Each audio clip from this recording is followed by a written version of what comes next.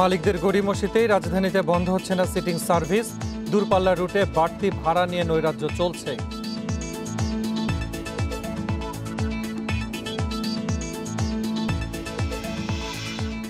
মুন্সিগঞ্জে দুই চেয়ারম্যান প্রার্থী সমর্থকদের মধ্যে ৩ দিন ধরে চলছে সংঘর্ষ। অস্ত্রের মহড়ায় আতঙ্কে বাড়ি ছাড়া এলাকাবাসী।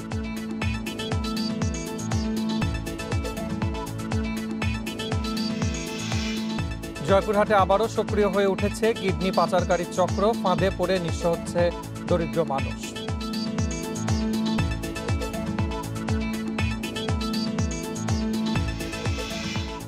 শোক শ্রদ্ধায় কথাসাহিত্যিক হাসান আজিজুল হককে চির বিদায় জানালো সর্বস্তরের মানুষ। রাজশাহী বিশ্ববিদ্যালয় লাইব্রেরি চত্বরে দাফন সম্পন্ন। স্বাগত সমগ্র বাংলাদেশের সাথে আছি মুজাহিদুল ইসলাম। শুনছিলেন শিরোনাম, চলে যাচ্ছে বিস্তারিত সংবাদে। বাস মালিকদের গড়িমসির কারণেই রাজধানীতে বন্ধ হচ্ছে না সিটিং সার্ভিস ও গেট লক পদ্ধতি। তাই বিভিন্ন রুটে নেওয়া হচ্ছে বাড়তি ভাড়া। রোববার থেকে সিটিং সার্ভিস ওয়েবিল বন্ধ করতে মালিক সমিতি নির্দেশ দিলেও তা কার্যকর হয়নি।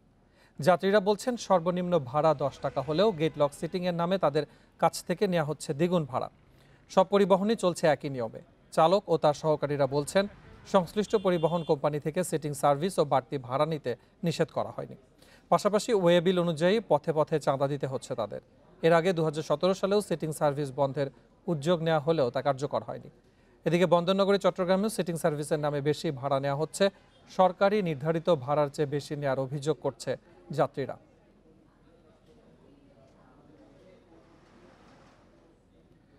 সরকার নির্ধারিত ভাড়া আমলে না নিয়ে এখন ইচ্ছে মতো ভাড়া নিচ্ছে দূরপাল্লার বাস মালিকরা। এই নিয়ে যাত্রীরা ভোগান্তিতে পড়লেও অভিযোগ অস্বীকার করছে মালিক সমিতি। ভাড়া সমন্বয় নিয়ে বিআরটি এর ভূমিকা নিয়েও প্রশ্ন তুলেছেন ভুক্তভোগীরা। বাস ভাড়া বৃদ্ধি নিয়ে যাত্রী অসন্তোষ বেড়েই চলেছে। সরকারিভাবে কিলোমিটার প্রতি 1 টাকা 80 পয়সা ভাড়া নির্ধারণ করা হলেও দূরপাল্লার বেশিরভাগ পরিবহনে অতিরিক্ত ভাড়া নেওয়ার অভিযোগ করছেন যাত্রীরা। দূরত্ব বিবেচনায় সিলেট থেকে ঢাকা পর্যন্ত সর্বোচ্চ ভাড়া 450 টাকা হওয়ার কথা থাকলেও নেওয়া হচ্ছে 570 টাকা। একই অবস্থা সিলেট থেকে চট্টগ্রাম এবং উত্তরবঙ্গগামী বাসগুলোতেও। চট্টগ্রাম থেকে ঢাকা রুটে ভাড়া বেড়ে দাঁড়িয়েছে 580 টাকা। জনগণের মতামত নেওয়া মানে এটা হাস্যকর ছাড়া আর কিছু না। আমি জিজ্ঞেস করে লাভ কি? আপনারা আমার মতামত দিয়ে তারা করবে নাকি, কোনো ডিসিশন নিবে? সরকারের হস্তক্ষেপ জরুরি, কারণ দেখা গেছে যে অনেকে ঝামেলায় পড়ে যাবে। আরিচা হয়ে ঢাকা খুলনা রুটে নন এসি বাসের ভাড়া 550 থেকে বেড়ে দাঁড়িয়েছে 690 টাকা। ময়মনসিংহ থেকে ঢাকাগামী এনা পরিবহনে ভাড়া বেড়েছে 40 টাকা। তবে রংপুর থেকে ঢাকার ভাড়া 500 টাকা থেকে হয়েছে 700 টাকা। মালিক সমিতি থেকে নির্ধারিত যে ভাড়া যেভাবে করছে আমরা সেভাবেই ভাড়াটা নিচ্ছি। এটা কম্পিউটারে ওভাবে করে দেওয়া আছে, নির্ধারিত করে দিয়েছে, সেটা আন দিয়া লাগতেছে। মালিক সমিতিতে বলছে তারা, তো আমাদের মাথায় তো কাটাল ভাঙ্গা হচ্ছে। সাধারণ জনগণ যাইতে হয়, আমরা তো প্রতিকার করে পারবো না। ইচ্ছামতো ভাড়া আদায়ের বিষয়ে পরিবহন মালিকরা বলছেন ভিন্ন কথা। ডিজেলের দাম বাড়াই আমাদেরকে এমন একটা জায়গা নিয়ে পৌঁছে গেছে, এই পরিবহন শিল্প বাঁচবে না, মরে যাবে। আমরা লকডাউনে আমরা যেভাবে ক্ষতিগ্রস্ত হয়েছি, আমরা আমাদের দেওয়ালে পিটিয়ে গেছে।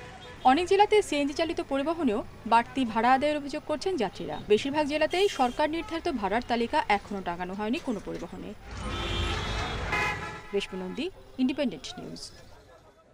এই নিয়ে আরো জানাতে এবারে চট্টগ্রাম ও রংপুর থেকে যোগ দিচ্ছেন সহকর্মীরা। প্রথমেই চট্টগ্রাম থেকে জানাবেন ইফতেখার ফয়সাল।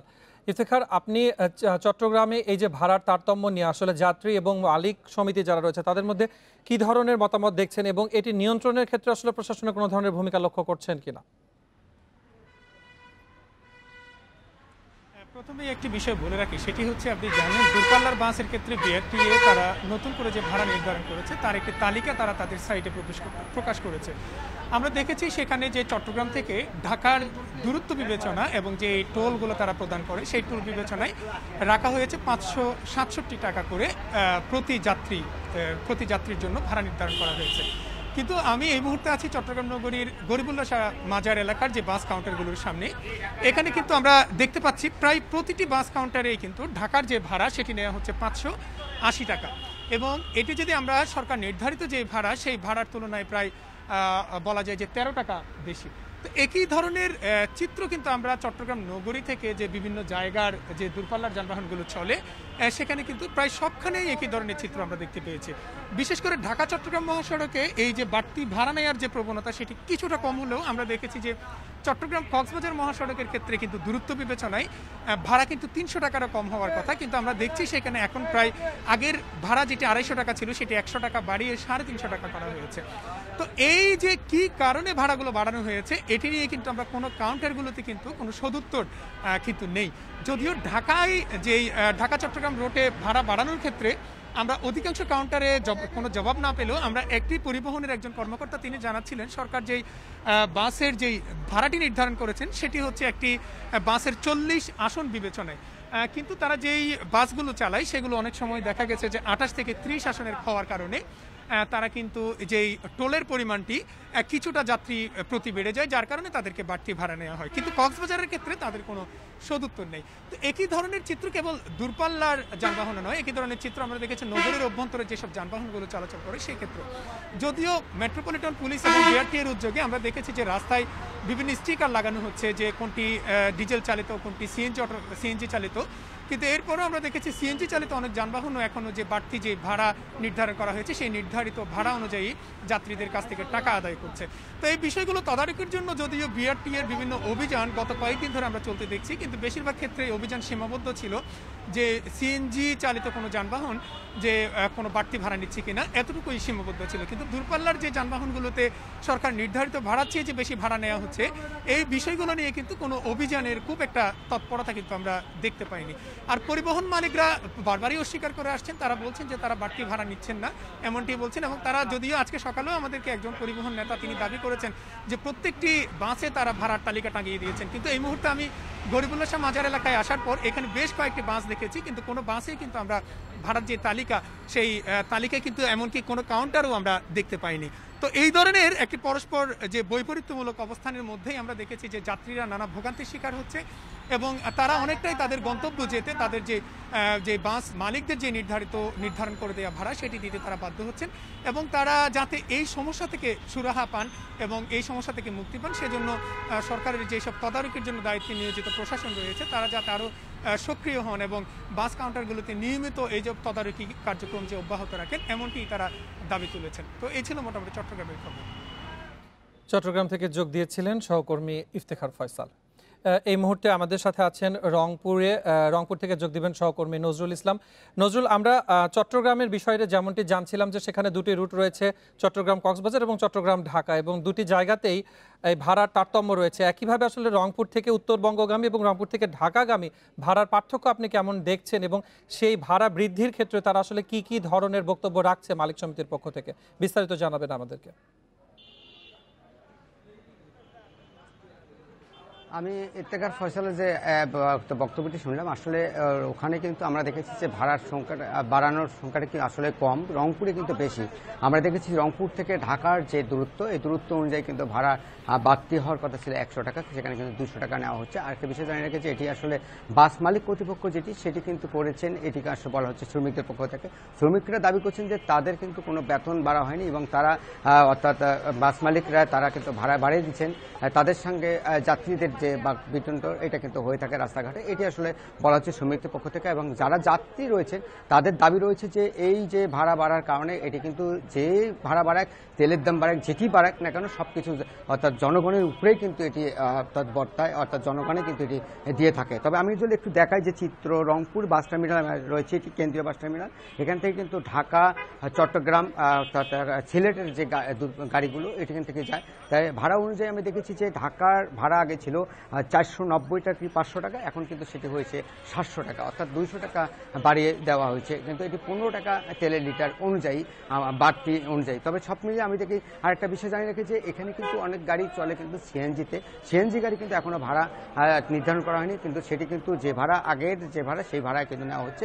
তবে বিআরটির কর্তৃপক্ষের সাথে আমার কথা হয়েছে, তারা যেমনটি জানিয়েছেন যে তারা অর্থাৎ তাদের ম্যাজিস্ট্রেট এবং পুলিশ প্রশাসন নিয়ে তারা অভিযান করবেন এবং যে গাড়িগুলো সিএনজি আছে এই সিএনজি স্টিকার লাগানো হবে, এটি কিন্তু রংপুরে এখন পর্যন্ত কোনো গাড়িতে স্টিকার কিংবা সিএনজি যে চলে এটি কিন্তু এখন পর্যন্ত লাগানো হয়নি। আমি একটু আগেই ডিএটিএর যিনি এখানকার পরিচালক রয়েছেন তার সঙ্গে কথা হয়েছে, তিনি যেমনটি জানিয়েছেন যে পুলিশ প্রশাসনের সঙ্গে কথা হয়েছে, জেলা প্রশাসনের সঙ্গে কথা হয়েছে, তারা অতি দ্রুত এই বিষয়টি নিয়ে সরকারের নির্ধারিত যে ভাড়া এটি নিয়ে তারা আলোচনা করে এবং ভাড়া যাতে জানি আর জনগণের কাছ থেকে বেশি না নিতে পারে সেটি আসলে তারা দেখবেন, এটি আসলে বলা হচ্ছে। তবে আরেকটা বিষয় জানি দেখি যে রোড অনুযায়ী আমরা দেখেছি যে রাজশাহীর যে গাড়িগুলো চলাচল করছে, আমি সকালে রাজশাহী কাউন্টারে গিয়েছিলাম, সেখানে দেখেছি যে রাজশাহীর ভাড়া 460 টাকা, সেখানে কিন্তু আগে যখন ভাড়াটা আমরা দেখেছি যে 250 থেকে 280 টাকায় ছিল, সেটি কিন্তু আমরা দেখেছি যে রোড অনুযায়ী ভাড়া সেখানেও বাড়তি রয়েছে। তবে বরাবরই আমরা দেখেছি যে যাত্রীর যে দাবি, এই দাবি অনুযায়ী কিন্তু কখনো ভাড়ার যে কমানোর ব্যবস্থা এটি কিন্তু নেই। তবে রেল স্টেশনে আমরা গিয়েছিলাম, সেখানে দেখেছি যে রেলের ভাড়া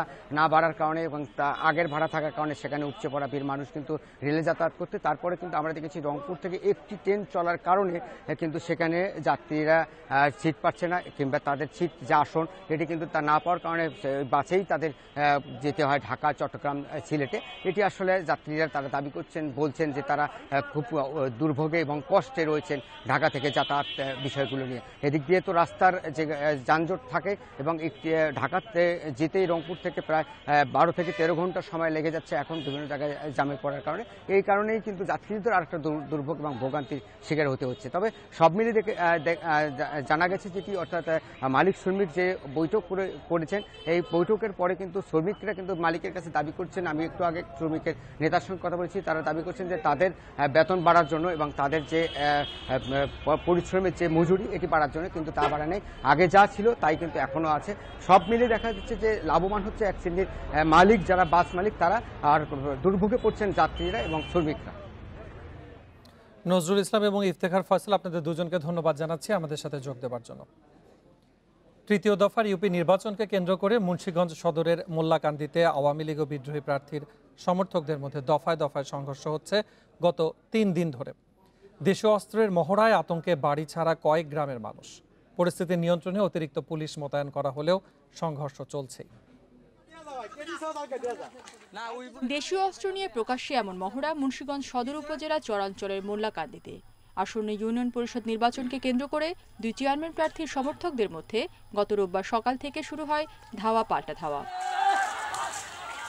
দফায় দফায় ককটেল বিস্ফোরণ, ঘরবাড়ি ভাঙচুর ও লুটপাটের ঘটনায় আতঙ্কে দিন কাটাচ্ছেন নোয়াদ্দা, লক্ষ্মীদেবী, মহেশপুর, ঢালিকান্দি সহ কয়েক গ্রামের মানুষ। প্রাণ বাঁচাতে অনেকে পালিয়ে বেড়াচ্ছেন ঘরবাড়ি ছেড়ে। আমাদের লুটপাট করে সব ছাগল, বোরকি, দোকানের মাল সামান, আমরা বাচ্চা নিয়ে ঘরে রান্না বাড়া করে খাইতে পারি। আমরা সারাদিন এই যে দেখেন ঘরে তালা মাইরা আমরা বাইরে বাইরে বাচ্চা নিয়ে ঘুরি। চারদিক থেকে মানুষ হয় যেমন আর কি মৌমাছির মতো মানুষ হয়, আমাকে ব্যাগ ঘর ভাঙিয়া ছিল, সব লুটপাট করে সব লেগে গেল। গতকালকে আমার দোকানকে ভাঙচুর করে লুটপাট করে যা ছিল একটি চকলেটও আমার দোকানে নেই। স্থানীয়রা বলছেন আওয়ামী লীগ মনোনীত নৌকার প্রার্থী রিপন পাটোয়ারি ও আনারস প্রতীকের স্বতন্ত্র প্রার্থী ও ইউনিয়নের বর্তমান চেয়ারম্যান মহসিনা হক কল্পনার সমর্থকদের মধ্যে বিরোধ দীর্ঘদিনের। আসন্ন ইউপি নির্বাচনকে কেন্দ্র করে তা চরম আকার ধারণ করেছে। এতে সুষ্ঠু নির্বাচন নিয়েও দেখা দিয়েছে সংশয়। নির্বাচনের আগে যদি হারা এইসব কাজ করে তা আর সামনের দিকে আমরা কেমনে কি করবো? এখন আমরা আইনের সাহায্য চাই প্রশাসনের কাছে, যেন এই ভোট পর্যন্ত আমরা যেন নিরাপদে থাকতে পারি। এর মধ্যে কয়েকজনকে আটক করা হয়েছে। অতিরিক্ত পুলিশ মোতায়েন করা হয়েছে বলেও জানান সদর থানা ভারপ্রাপ্ত কর্মকর্তা।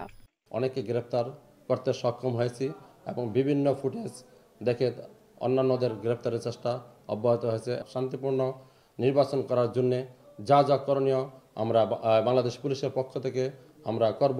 দুই পক্ষে চলমান সংঘর্ষে গত 3 দিনে বেশ কয়েকজন গুলিবিদ্ধ সহ আহত হয়েছেন প্রায় অর্ধশতাধিক মানুষ। Independent News desk.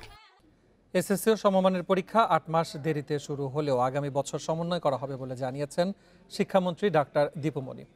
সকাল 10:30টায় চাঁদপুর হাসান আলী উচ্চ বিদ্যালয়ে এসএসসি পরীক্ষার কেন্দ্র পরিদর্শন শেষে একথা জানান তিনি। বলেন, আগামী বছরের শুরুতে শ্রেণীকক্ষে পাঠদান পুরোপুরি সম্ভব না হলেও এবছরের তুলনায় ক্লাসের সংখ্যা বাড়ানো হবে। সব শিক্ষার্থীকে টিকার আওতায় আনারও চেষ্টা চলছে।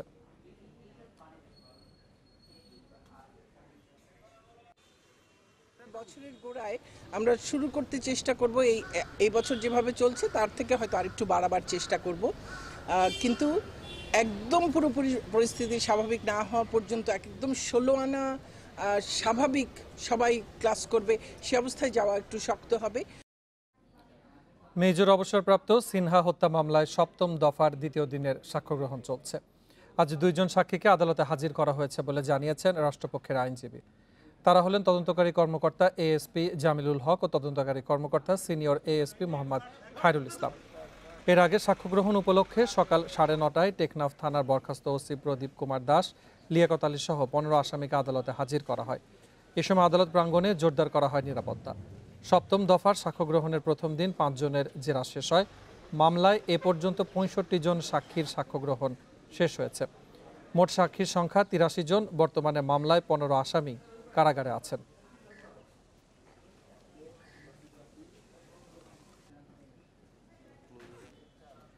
জয়পুরহাটে আবারও সক্রিয় হয়ে উঠেছে কিডনির বেচাকেনা চক্র। এসব চক্রের পাতানো ফাঁদে পড়ে ঢাকা সহ দেশের বিভিন্ন জায়গায় গিয়ে নিজের কিডনি বিক্রি করছেন দরিদ্র মানুষেরা। তারা নানা স্বাস্থ্য জটিলতায় ভোগা ছাড়াও অনেকে হারাচ্ছেন কর্মক্ষমতা। কালাই উপজেলার মদনাহার গ্রামের দিনমজুর আজিজুল অভাবের কারণে স্থানীয় হামিদুলের কাছ থেকে 20,000 টাকা ঋণ নেয়। শোধ করতে না পারায় চক্রাকারে বাড়তে থাকে সুদ। এক পর্যায়ে 10 লাখ টাকায় কিডনি বিক্রি প্রস্তাবে রাজি হন। একইভাবে 2 মেয়ের বিয়ের জন্য অটোচালক মোস্তফা বিক্রি করেছেন কিডনি। টাকা শোধ করতে পারেনি, তিনি বলতেছে যে 10 লাখ টাকা দেবে তুমি যদি কিডনি বিক্রি করো। তো তার অনুযায়ী আমি চলে গেছি কিডনি বিক্রি করতে। তারপর আমাকে ইন্ডিয়াতে নিয়ে জমা জমি কিচ্ছু নেই, অভাবের তাড়নায় কিডনিটা আমি বিক্রি করছি মেয়েদের বিয়ের জন্য। এভাবে অভাবকে পুঁজি করে জয়পুরহাটে আবার সক্রিয় হয়ে উঠেছে কিডনি দালাল চক্র। 2011 সালে আগস্টে কালাই উপজেলার 20 গ্রামের 2 শতাধিক মানুষের কিডনি বিক্রির খবর গণমাধ্যমে প্রচার হলে তৎপর হয়ে ওঠে প্রশাসন। এরপর দীর্ঘদিন বন্ধ ছিল দালাল চক্রের তৎপরতা। অনিল, তারপরে অনিলের ছেলে কিডনি দেওয়ার জন্য ঢাকায় রওনা দেয়। বাড়ির মানুষ নাই, শোনা যাচ্ছে যে কিডনি দিতে গেছে। জেলার 500 বেশি মানুষ কিডনি বিক্রি করেছেন। অনেকেই পালিয়ে বেড়াচ্ছেন দালাল থেকে বাঁচতে। আর যারা কিডনি বিক্রি করেছেন তারা নানা স্বাস্থ্য জটিলতায় ভুগছেন, হারাচ্ছেন কর্মক্ষমতা। সে এখন টাকার চাপ দিলে কয় কিডনি দিচ্ছ হাট, এই কথাটা আমাকে বলে, কিন্তু আমি এখন বাঁচবো কেমন করে? কর্মক্ষমতাও হারাচ্ছে, আবার ন্যায্য টাকাও পাচ্ছে না ওরা। শারীরিক পরিশ্রম, খাওয়া দাওয়া, লাইফস্টাইলের মধ্যে পরিবর্তন আনতে হয়। সেভাবে যদি সে না পারে তাহলে তার ওই কিডনিটা যেটা উনি বিক্রি করেছেন বা দান করেছেন সেটাও ওটা নষ্ট হয়ে যেতে পারে। কিডনি বিক্রি ও দালাল চক্রের বিরুদ্ধে কঠোর অবস্থানের কথা বলছে প্রশাসন। প্রথমে তারা ঋণ দেয়, ঋণের টাকা যখন শোধ করতে পারে না তখন পরবর্তীতে তাদেরকে তাদের দরিদ্রতার সুযোগ নিয়ে তাদেরকে কিডনি বিক্রিতে বাধ্য করা হচ্ছে। তো আমাদের এখানে মেসেজটা হলো যে যারা এর সাথে জড়িত থাকবে তাদের বিরুদ্ধে সর্বোচ্চ আইনগত ব্যবস্থা গ্রহণ করবে। কিডনি বিক্রি বন্ধে প্রশাসনের কঠোর হওয়ার পাশাপাশি এ বিষয়ে সচেতন হওয়ার তাগিদ স্থানীয়দের।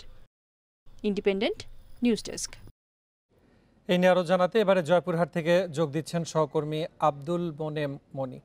আব্দুল মোমেন মনি, আপনাকে যেটা আমরা জানতে চাচ্ছি যে গ্রামের দরিদ্র মানুষদের আসলে কিভাবে বাধ্য করা হচ্ছে কিডনি বিক্রিতে, এবং সেক্ষেত্রে ভুক্তভোগীরা কি বলছেন?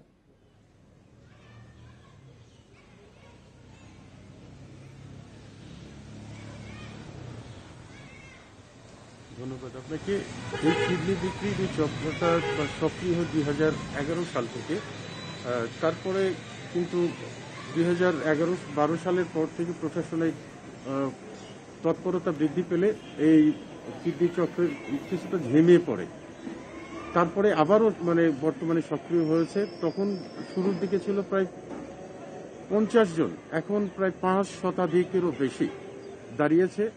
তো বিশেষ করে এই যারা কিডনি দিচ্ছে, 2টা কারণে মূলত কিডনি দিচ্ছে। একটা প্রতারক চক্র যারা কিডনি দালাল হিসেবে পরিচিত, তারা দাদন নিয়ে তাদের পিছনে ঘোরে, টাকা তাদের অভাবের সুযোগ নিয়ে তাদেরকে দাদন দেয় চড়া সুদে। যখন সুদ দিতে সুদ আসলে তখন 10 গুণ 20 গুণ হয়ে যায়, তখন আর তাদের সামর্থ্যের মতোই কোলায় না, তখন কিন্তু এরা কিডনি দিতে বাধ্য করে।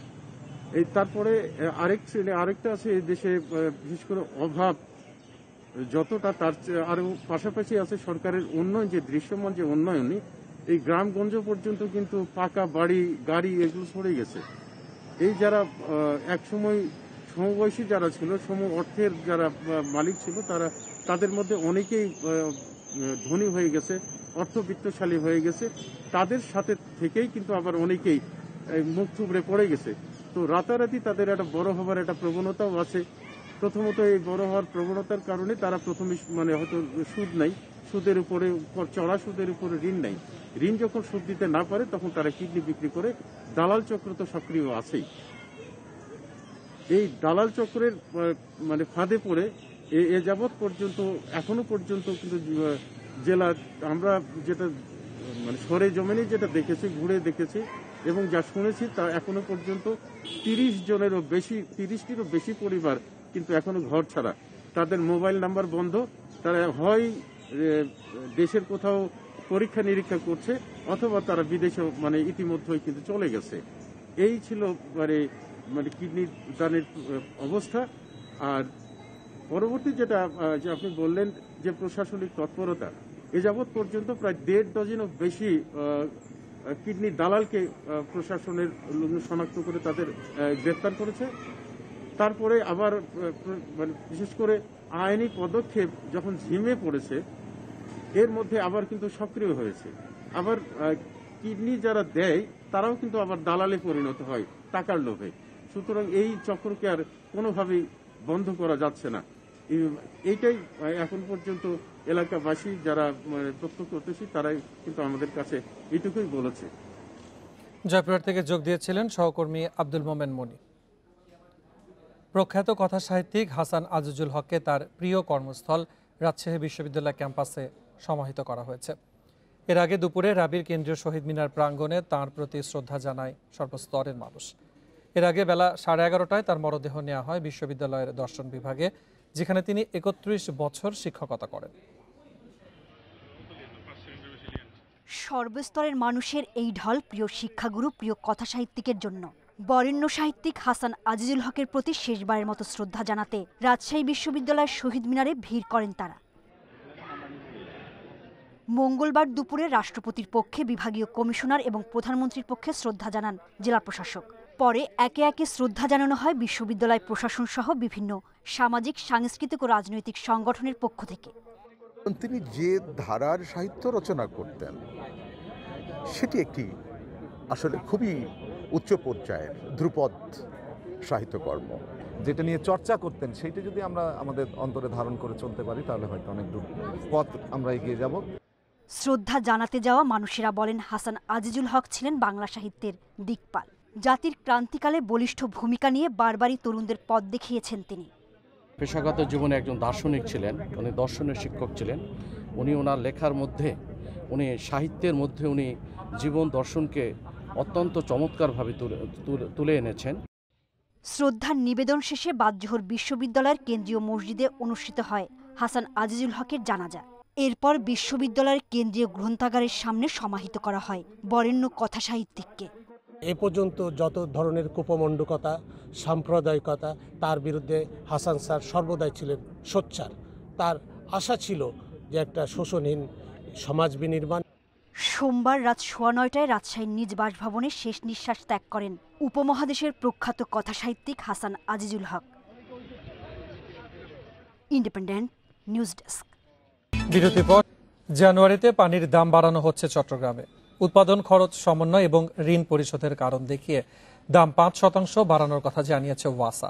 তবে চাহিদা অনুযায়ী সরবরাহে ব্যর্থ ওয়াসার বছর বছর পানির দাম বাড়ানোকে অযৌক্তিক বলছে ক্যাব।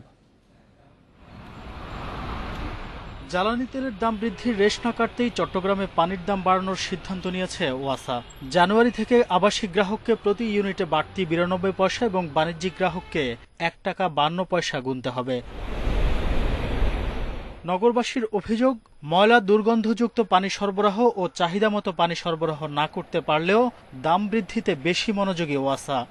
পানির মান উন্নয়ন বৃদ্ধি করে দাম বাড়বে তাহলে একটা যুক্তিকতা থাকতো, কিন্তু এটা কিন্তু পানির মান উন্নয়ন মোটেও নাই। পানির মধ্যে যেটা দুর্গন্ধ ভাব আসে এই পানিটা খাওয়ার অযোগ্য। পানির মতো জিনিসেরও দাম বাড়িয়ে দেয়, গ্যাসেরও দাম বাড়ায়, বিদ্যুতেরও দাম বাড়ায় এবং জ্বালানি তেলের দাম বাড়ায়। এটা সময়ের সাথে যায় না। সেবার মান না বাড়িয়ে বছর বছর পানির দাম বাড়ানোকে অযৌক্তিক বলছে কনজিউমার অ্যাসোসিয়েশন অব বাংলাদেশ।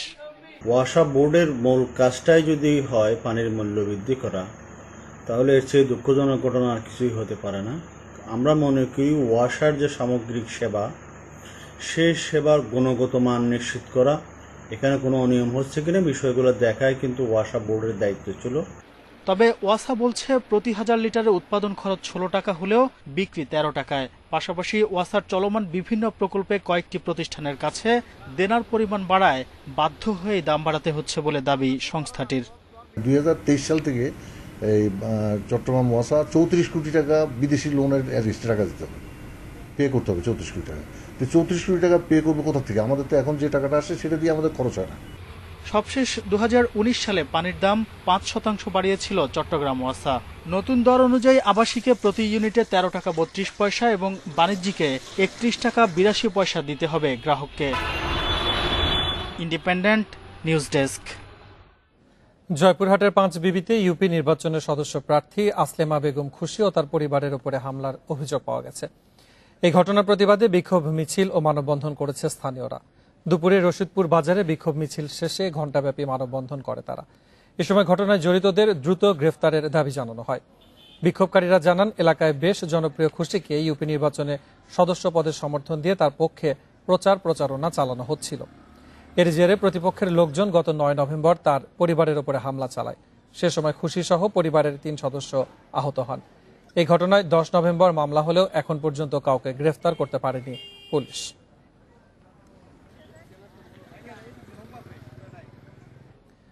নারায়ণগঞ্জে শীতলক্ষ্যা নদীর তীরে উচ্ছেদ অভিযান চালিয়েছে বিআইডব্লিউটিএ।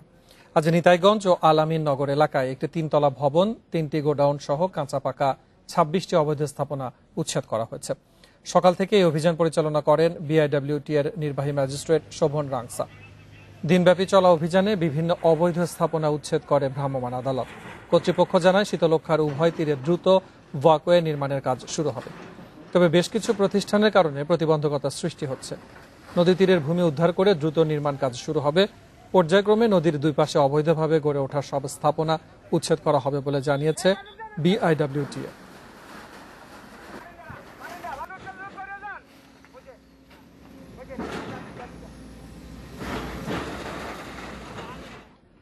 মংলা বন্দরের হারবাড়িয়া এলাকায় কয়লা বোঝাই কার্গো জাহাজ ডুবির ঘটনা ঘটেছে। এ সময় দুজনকে ভাসমান উদ্ধার করা গেলেও নিখোঁজ রয়েছেন 3 জন। তাদের উদ্ধারে কাজ করেছে নৌ পুলিশ ও কোস্টগার্ড। গতরাতে পশুর চ্যানেলের হারবাড়িয়া এলাকায় 9 নম্বর অ্যাঙ্করে এই ঘটনা ঘটে। কোস্টগার্ড জানায়, নোঙ্গরে অবস্থানরত বিদেশি বাণিজ্যিক জাহাজ থেকে প্রায় 600 টন কয়লা নিয়ে মংলা বন্দরের উদ্দেশ্যে রওনা হয় এমভি ফারদিন 1 কার্গোটি। কিছুদূর যাওয়ার পর ঘন কুয়াশার কবলে পড়ে অন্য একটি জাহাজের সঙ্গে ধাক্কা লাগে।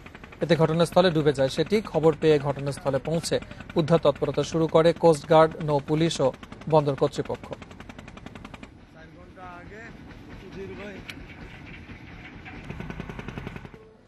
সাড়ে 7 মাস পর পর্যটকদের জন্য উন্মুক্ত করে দেয়া হলো কক্সবাজারের সেন্ট মার্টিন দ্বীপ। করোনা ও ঘূর্ণিঝড় ইয়াসে জেটি ক্ষতিগ্রস্ত হওয়ায় এবছরের 31 মার্চ থেকে বন্ধ করে দেয়া হয় সেন্ট মার্টিনে যাতায়াত। সকাল 9:30টায় 310 জন যাত্রী নিয়ে পরীক্ষামূলকভাবে টেকনাফ থেকে সেন্ট মার্টিনের উদ্দেশ্যে ছেড়ে যায় কেয়ারি ক্রুজ অ্যান্ড ডাইনের পর্যটকবাহী জাহাজ। বিনা জটিলতায় জাহাজটি ফিরে আসলে 18 নভেম্বর থেকে এই রুটে 4টি জাহাজ চলাচল করবে।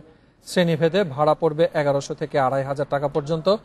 জাহাজে অতিরিক্ত যাত্রী ও ভাড়া নিলে ব্যবস্থা নেওয়া হবে বলে জানিয়েছেন উপজেলা নির্বাহী কর্মকর্তা।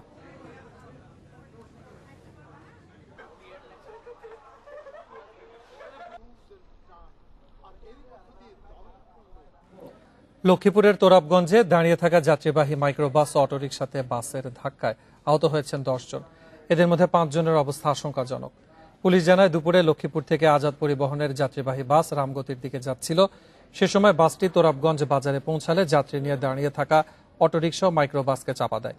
এতে 10 যাত্রী আহত হন। তাদের উদ্ধার করে কমলনগর উপজেলা স্বাস্থ্য কমপ্লেক্স ও সদর হাসপাতালে ভর্তি করা হয়েছে। এদের মধ্যে 5 জনের অবস্থা আশঙ্কাজনক বলে জানিয়েছেন চিকিৎসক। ঘটনার পর থেকে পলাতক রয়েছে বাসের চালক।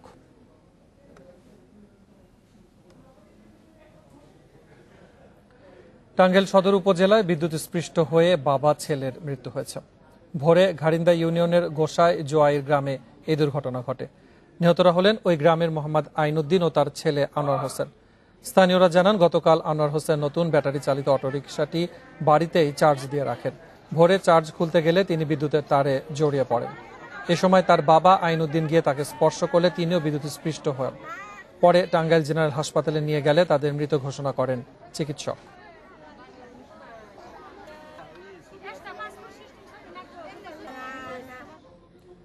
পাবনায় হামিদা খাতুন নামে এক গৃহবধূকে কুপিয়ে হত্যার অভিযোগ উঠেছে তার স্বামীর বিরুদ্ধে।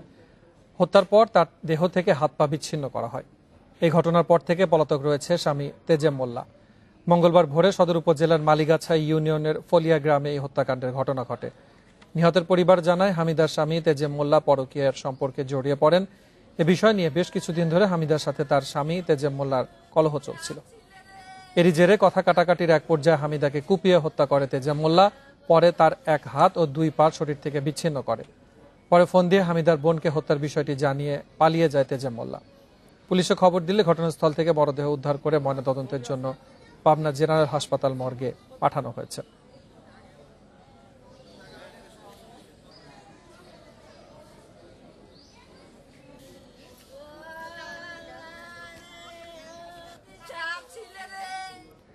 সাভারে আবাসিক গ্যাস সংযোগ চালুর দাবিতে মানববন্ধন ও বিক্ষোভ সমাবেশ অনুষ্ঠিত হয়েছে। সকালে ঢাকা আরিচা মহাসড়কের শিমুলতলা এলাকায় Titas gas and transmission distribution অফিসের সামনে এই মানববন্ধন ও বিক্ষোভ সমাবেশ হয়। সাভার আশুলিয়া ঠিকাদার ও গ্রাহক ঐক্য পরিষদের ব্যানারে আয়োজিত এই কর্মসূচিতে অংশগ্রহণকারীরা বলেন, একটি স্বার্থান্বেষী মহল সরকারকে ভুল তথ্য দিয়ে আবাসিক সংযোগ বন্ধ রেখেছে। এতে করে সরকার হারাচ্ছে মোটা অঙ্কের রাজস্ব। শুধু তাই নয়, বৈধ সংযোগ না পেয়ে গ্রাহকরা অবৈধ সংযোগের দিকে ঝুঁকছে বলেও জানান তারা। তাই দ্রুত বৈধ সংযোগের দাবি জানিয়েছেন গ্রাহক ও ঠিকাদাররা।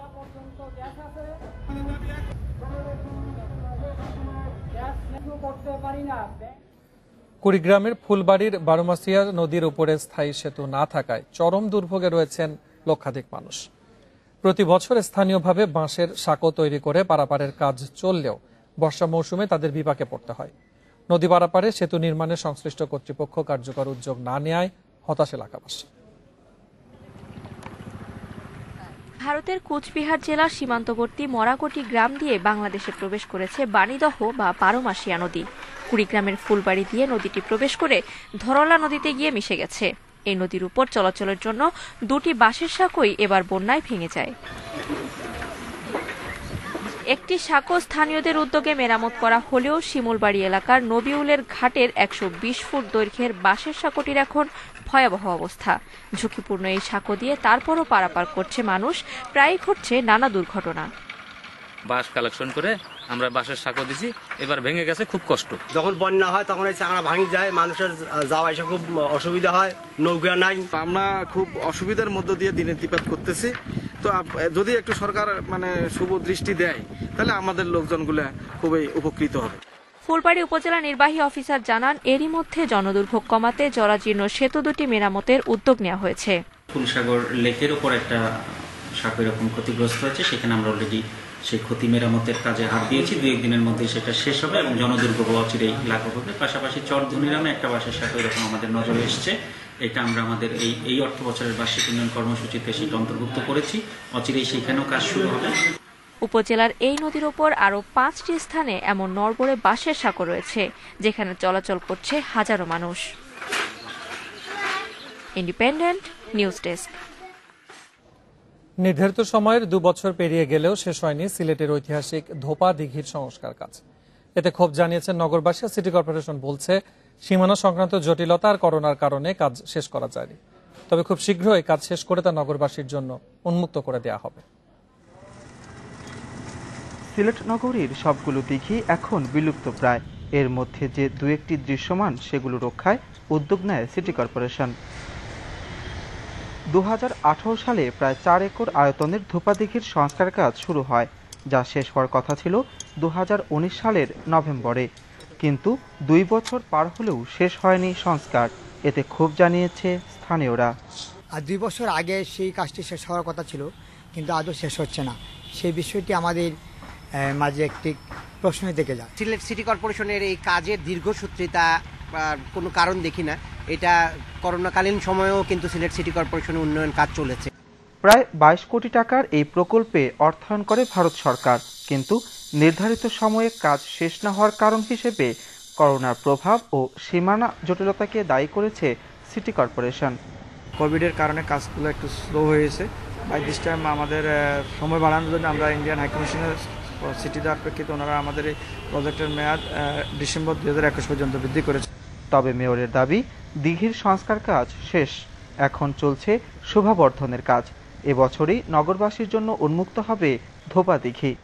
আমরা এটার জন্য বসে থাকিনি, আমরা আমাদের কাজ শুরু করতেছি। আমরা ইনশাআল্লাহ চেষ্টা করতেছি 16 ডিসেম্বর আগে আমরা এটা উন্মুক্ত করছি। ধোপা দিঘিটির জলাধার সংস্কারের পাশাপাশি তৈরি হচ্ছে ওয়াকওয়ে এবং বসার জায়গা। চালু হলে এটিই হবে নগরবাসীর অন্যতম বিনোদন কেন্দ্র। মাধব কর্মকার, ইন্ডিপেন্ডেন্ট নিউজ, সিলেট। পিরোজপুরের শঙ্করপাশা ইউনিয়নে নির্বাচনের সহিংসতায় পৌর যুবলীগের সাধারণ সম্পাদক ফয়সাল মাহবুব শুভ হত্যার প্রতিবাদ ও দোষীদের বিচার দাবিতে বিক্ষোভ মিছিল করেছে আওয়ামী লীগ, যুবলীগ ও ছাত্রলীগের নেতাকর্মীরা। বেলা 11টায় শহরের টাউন ক্লাব স্বাধীনতা মঞ্চ থেকে বিক্ষোভ মিছিল বের হয়ে শহরের বিভিন্ন সড়ক প্রদক্ষিণ করে। শুভর মৃত্যুতে শহরের বিভিন্ন বাজার সহ সকল ব্যবসা প্রতিষ্ঠান বন্ধ রেখেছে ব্যবসায়ীরা। এর আগে সকাল থেকে শহরের টাউন ক্লাব স্বাধীনতা মঞ্চে জড়ো হতে থাকে বিভিন্ন সংগঠনের নেতাকর্মীরা। 7 নভেম্বর রোববার রাতে নৌকা মার্কার পক্ষে নির্বাচনী সভা শেষে শহরে ফেরার পথে স্বতন্ত্র প্রার্থী ও জেলা আওয়ামী লীগের ধর্ম বিষয়ক সম্পাদক নাসির উদ্দিন মাতব্বরের সমর্থকদের হামলায় গুলিবিদ্ধ হন শুভ। পরে 8 নভেম্বর ঢাকার একটি হাসপাতালে মারা যান তিনি।